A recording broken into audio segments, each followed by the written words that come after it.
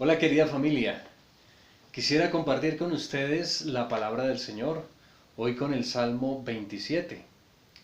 Los invito para que reflexionemos un poco, especialmente en los primeros 3 versos. Los invito para que tomen sus Biblias y se unan conmigo a hacer esta pequeña oración, esta reflexión que vamos a sacar grande provecho con estos 3 primeros versos por lo menos. Este salmo tiene 14 versos. La idea es que ustedes lo hagan, lo lean completamente. Pero yo voy a tratar de discernir estos primeros 3 versos, o al menos el primer verso si nos queda tiempo. Así es de que, animados, los invito para que hagamos todo esto eh, bajo la unción de Dios, bajo la presencia de Dios, que Él guíe este momento. Entonces pedimos al Padre, al Hijo y al Espíritu Santo que sean la Trinidad Santa guiando este momento. Espíritu Santo, ilumínanos y santifícanos. Espíritu Santo, ilumínanos y santifícanos. Espíritu Santo, ilumínanos y santifícanos. Tomen sus Biblias y vamos a empezar desde el verso primero. Dice así: Yahvé es mi luz y mi salvación. ¿A quién temeré? Yahvé es el refugio de mi vida. ¿Ante quién temblaré? Cuando me asaltan los malhechores, ávidos de mi carne, ellos, adversarios y enemigos, tropiezan y sucumben. Aunque acampe un ejército contra mí, mi corazón no teme. Aunque estalle una guerra contra mí, sigo confiado. Pues bien, mis queridos hermanos, como se han podido dar cuenta en estos 3 versos, el autor sagrado lo que pretende es que tengamos una confianza plena en el Señor. Los invito para que miremos el verso primero. El verso primero dice así: Yahvé es mi luz y mi salvación. ¿A quién temeré? Yahvé es el refugio de mi vida. ¿Ante quién temblaré? Si ustedes se dan cuenta,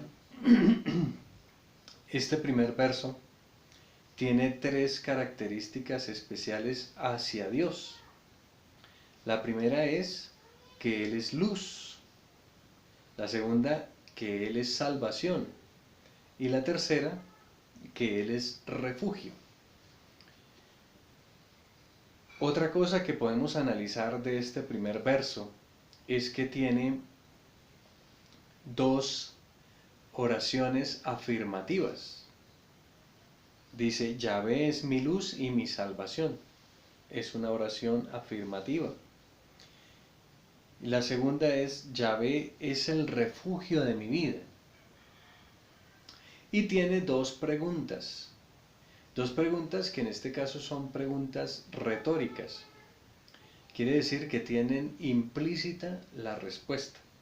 Está la afirmación y la pregunta retórica que va encaminada a la afirmación que se hace anteriormente. Los invito para que ustedes y yo, desde lo más profundo de nuestro corazón, con nuestros ojitos cerrados, bueno, si vas a leer, léelo, pero con nuestro corazón dispuesto al Señor, digas conmigo: Yahvé es mi luz y mi salvación. Yahvé es el refugio de mi vida. Otra vez, repítelo ahí. Ya te lo sabes, más o menos ya te lo sabes. Yahvé es mi luz y mi salvación.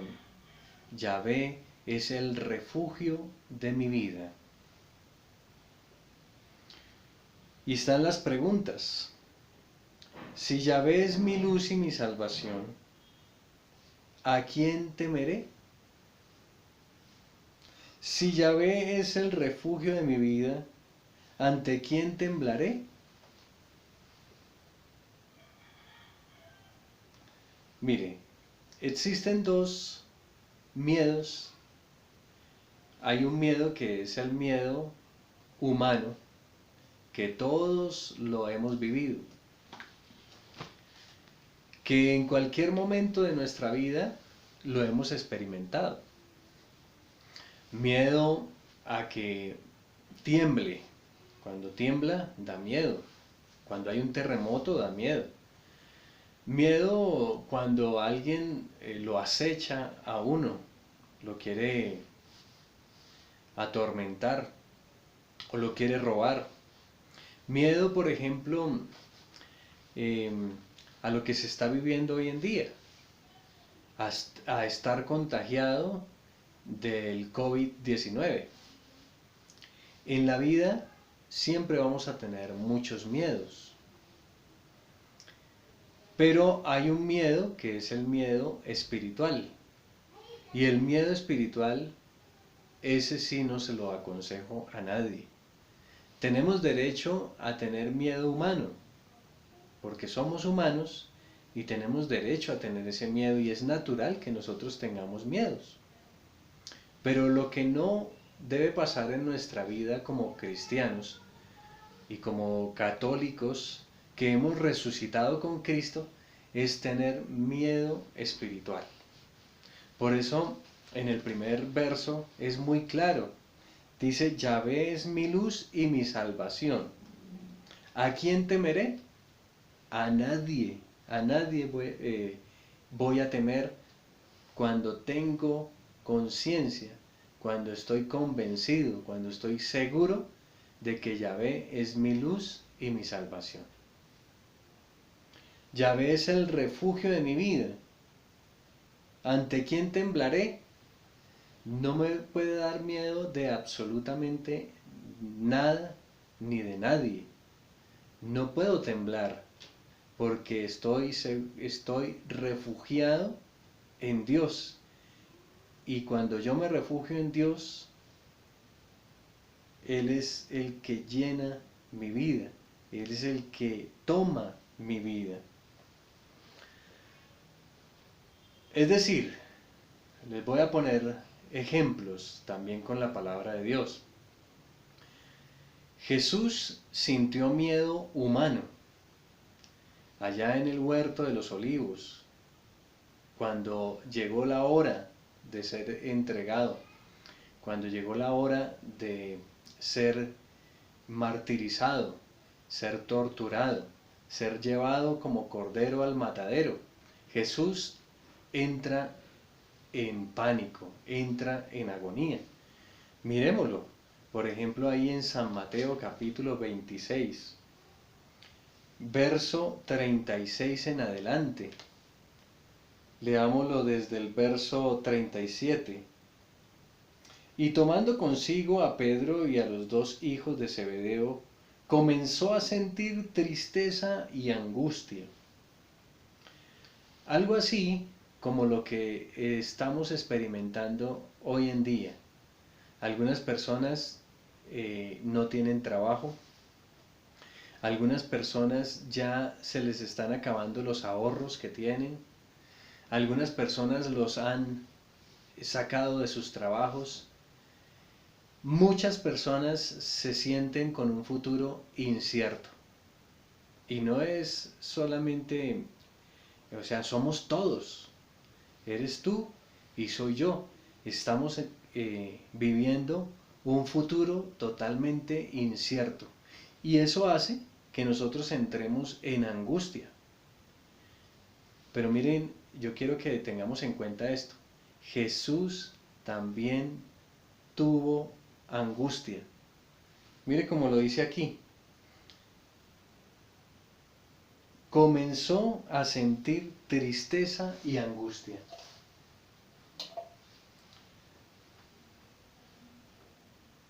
Dice, entonces les dice, mi alma está triste hasta el punto de morir. La tristeza, el miedo humano es normal. Si Jesús lo vivió, nosotros también lo estamos experimentando, lo hemos vivido muchas veces. Es normal que exista el miedo humano. El miedo espiritual también existe, pero el miedo espiritual puede llevarnos a la condenación. El miedo humano no nos lleva a la condenación, el miedo espiritual sí nos puede llevar a la condenación. A menos que volvamos a poner nuestra confianza en el Señor. Mire, les voy a dar otro ejemplo. Recuerden a Pedro. Pedro estaba convencidísimo de que él no iba a fallarle al Señor, que a donde él iba, a donde el Señor iba, allá iba Pedro. Y el Señor le dice: Pedrito, mire, antes de que el gallo cante, tú ya me habrás negado 3 veces. Y efectivamente así fue. Cuando le preguntan a Pedro: Pedro, oye, ¿tú eres discípulo de Jesús?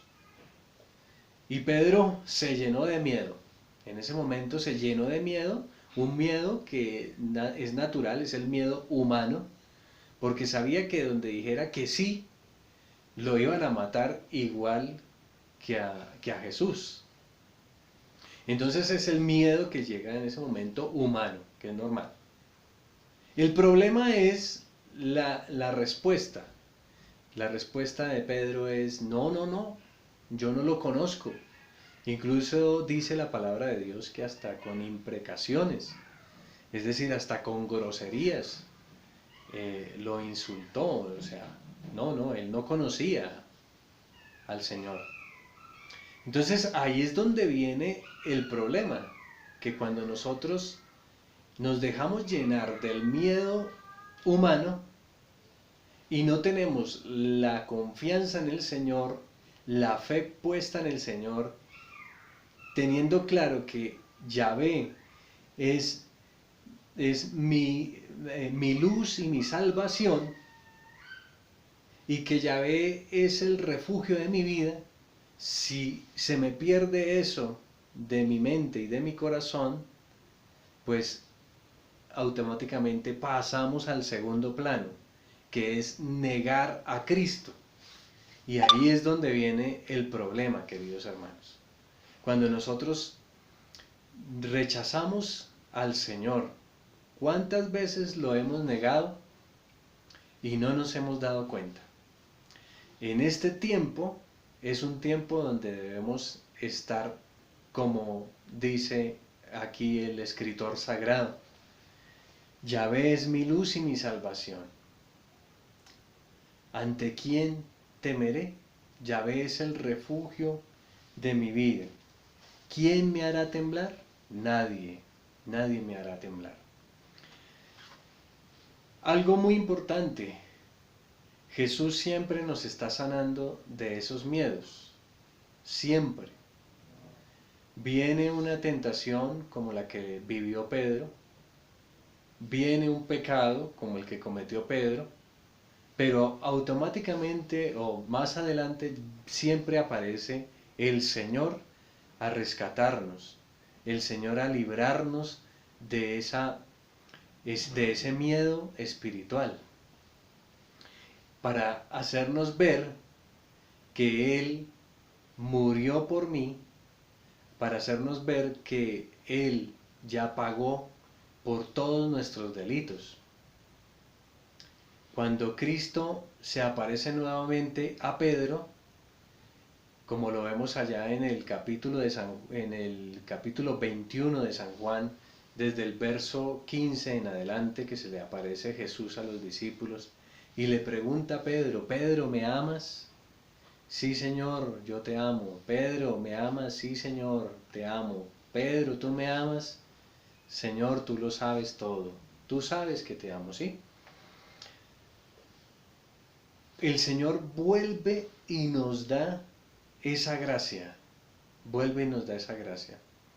Y a Pedro le dio una gracia muy especial, porque efectivamente cuando Pedro entiende que Cristo vence la muerte, que Cristo es el Todopoderoso, el Señor y Rey de nuestra vida, es cuando en ese momento que tiene ese diálogo con Jesús, Jesús le dice que ahora sí va a emprender ese caminar, esa misión que el Señor le ha puesto.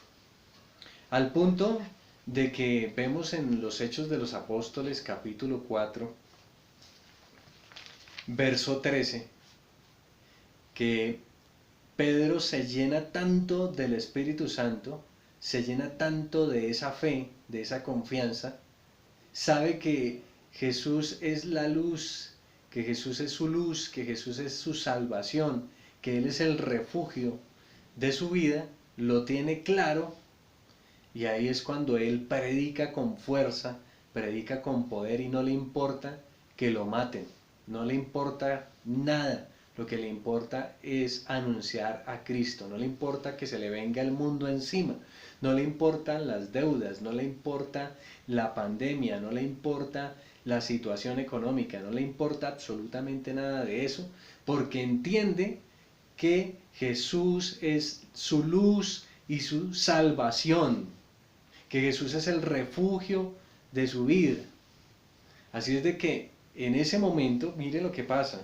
En Hechos de los Apóstoles capítulo 4 verso 13 dice así: viendo la valentía de Pedro y Juan y sabiendo que eran hombres sin instrucción ni cultura, estaban maravillados.